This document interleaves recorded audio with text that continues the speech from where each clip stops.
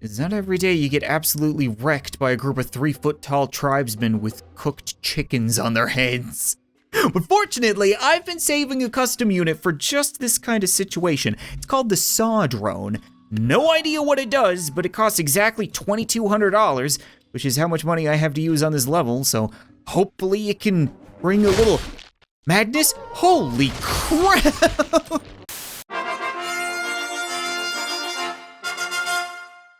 What's up, guys? Welcome back to Totally Accurate Battle Simulator, where for today's episode, we're gonna be taking a look at what's probably the most unique custom campaign that I've ever seen.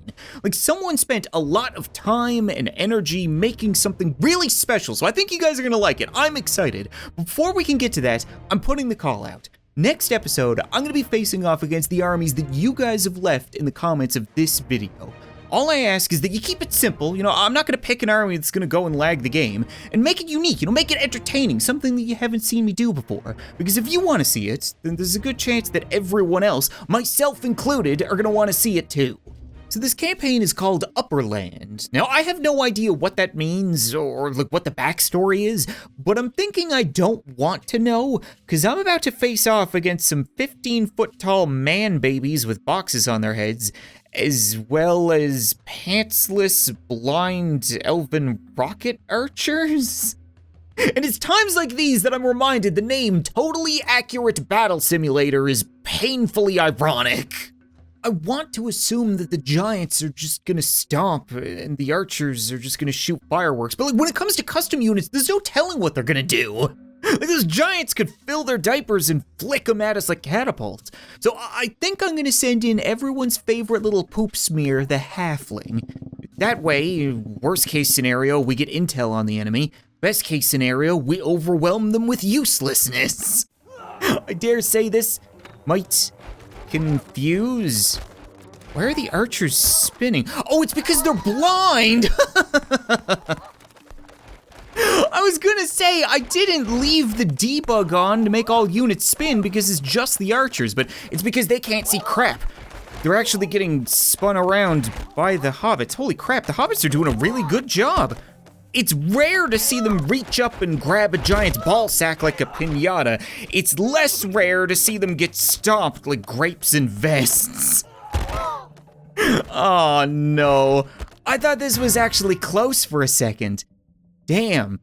Well, it's like I said, worst case scenario, we get intel on the enemy. Now we know what they're all about. So I'm thinking we use a single ballista, which should hopefully be able to one-shot the giant man babies, and then spend the rest of the money on hay balers? I know the odds of them getting hit are pretty low, but if they do get shot, I would like for them to be able to survive. Does that sound reasonable? The biggest question right now is whether or not a sharpened telephone pole can puncture a cardboard box and a giant bib. We'll never know if you miss them. Come on, these units are really good. I gotta say, they walk like a baby, they slap like a baby. You can kill them in a single hit. Okay, don't take that out of context. That's not what I meant. What went wrong? I'm not gonna discount the ballista's piss poor accuracy there, but I think the bigger problem was the fact that the hay balers were getting sent into space. So hopefully we can peasant rush the archers. They'll never see it coming. But the biggest thing is ballista, for the love of Christ. They're giant toddlers. They're moving at the speed of smell. Just hit them. Thank you. This one's got a tiny head. We don't need headshots. Shoot him in the ass. I don't even care. Just go for the giants. Don't go for the archers. Oh my god, that's what the peasants are for. Do not make me assume control of you. Just let them aimlessly spin. We don't care about them. Okay, well, fortunately, this guy's getting tossed around by his own team, so hopefully that's gonna buy us a little bit of time. Could you maybe shoot faster? Okay, ooh. I don't think the rockets appreciate getting spun around because they just keep getting longer and longer. Did all the peasant humping arouse these archers? You have got to be kidding me. Screw it, I'm just gonna blow them up. We'll send in a barrel roller and hope that he can squeak through. And then maybe peasants on either side, because this time I'm taking control of the ballista. He can't be trusted to shoot units on his own. How hard is it to aim at a giant baby and hit him? You see, there we go. Now we about face, maybe back up a little bit. Good, ready, aim, and fire. He's like shooting babies in a barrel. Now, who's alive? Oh, I didn't even need to finish the rest of it off. Good strategy, we're moving on. Moving on to a level called Brothers Picklekins. And with a name like that, obviously we're gonna be facing off against a bunch of totem-headed skeletons and duck bee boys with the Kimbo crossbows. I'm just gonna assume that it's gonna rain down giant crossbow bolts on us. So how about we use something like a phalanx? Nice tight formation, a whole bunch of shields to stop our units from getting absolutely shredded. Does that sound reasonable? They're not that big, I mean, oh, the skeletons explode. Of course they explode, why wouldn't they? I was under the assumption that the tiny totem skeletons were just there to waste our time while the ducks spray us. But evidently not, so maybe if we get a couple of archers, hopefully they can hit their targets, and then if we make one explode, it might chain react the other ones. Then we're gonna need something to take on the ducks. We could go with hay balers again, actually, because they can survive ballista bolts. Yeah, I like that idea. Okay, now, archers, please, land your shots, and oh, they can dodge! Well, isn't that just cute? All right, we're back to having problems, boys. Fortunately, these things seem to have rubber elbows, aren't the greatest at aiming, but the skeletons survived. All right, so we can't shoot them, and we can't walk past them, so what do we do? Oh, hay balers can survive the black hole, and these things can't aim, so maybe we're still in this? I was gonna say, I'm definitely gonna try a whole bunch of hay balers if this fails, but we got them on the ropes. They're running away, or not. So we're just gonna run the same strategy we did last level. I mean, if it's not broke, don't fix it, but at the same time, I would like to be able to try a different trick. We have enough peasants rushing the skeletons, spread out at least a little bit, hopefully enough, and then we'll put our ballista in the back and pray that the ballista focuses the giants. I mean, the peasants should get themselves rocked, and then no more skeletons? Okay, no more skeletons. Now, it's all up to you. All you have to do is hit the broadside of a bee. Should be, yep, that's good, that's one. Now, just one more. Is it gonna shoot faster than you are? I sure hope not. Come on, shoot, yes! Ballista always comes through in the end. God, I love that unit. Next up, we find ourselves in a level called Pipcasi, and I don't know if these terrifying little monkey pygmy things are Pipcasis, but I hate them.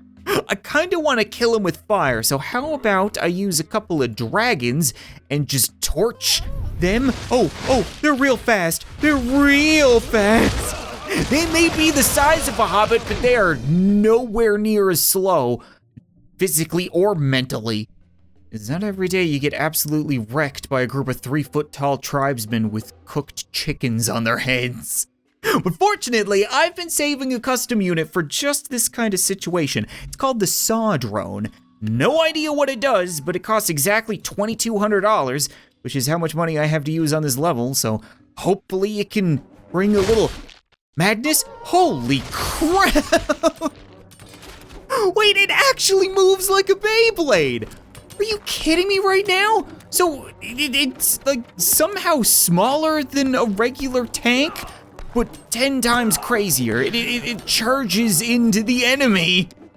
Okay, I know the archers are spinning around like you, and that might be kind of confusing, but can you please cut them off at their pantsless legs? Would really appreciate it. I knew it was too good to be true. Just as a quick size comparison, this is the difference between a regular Razor tank and the new Saw Drone. It makes sense that it doesn't have a pilot because the pilot would have to be the size of a peanut. I'm pretty sure the saw drone can fit inside of an actual razor tank, but I want to try that again. That was really entertaining. Hopefully, get a bit better luck. He's absolutely working these poor little pygmies, but it's the stupid archers every single time. They just land a couple of lucky arrows. I mean, clearly they have to be lucky. They're not aiming at anything.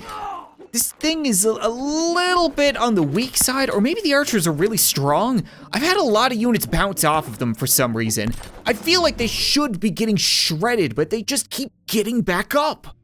Oh, I may be overthinking things. If I send in a couple of barrel rollers, then the chickens on their heads won't be the only thing that's cooked. And I still have $1,500 left over. Maybe we could get poachers? I think they're pretty good against archers. I can get a whole lot of them, so we'll blow up the pygmies. There we go. Now, it is a pretty good fight for us.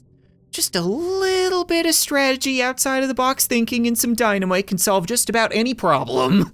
I can appreciate that whoever made this was going for some kind of inverse cavalry, but it really just looks like a guy decided to shove his head up a horse's pee hole. Honestly, I kind of want to find out how that unit was made so that I can have my own and screw around with it in the sandbox. But for now, I'm going to try to send it to space in an actual campaign level. Holy crap, I kind of figured they would be slow because the horse isn't the one running anymore.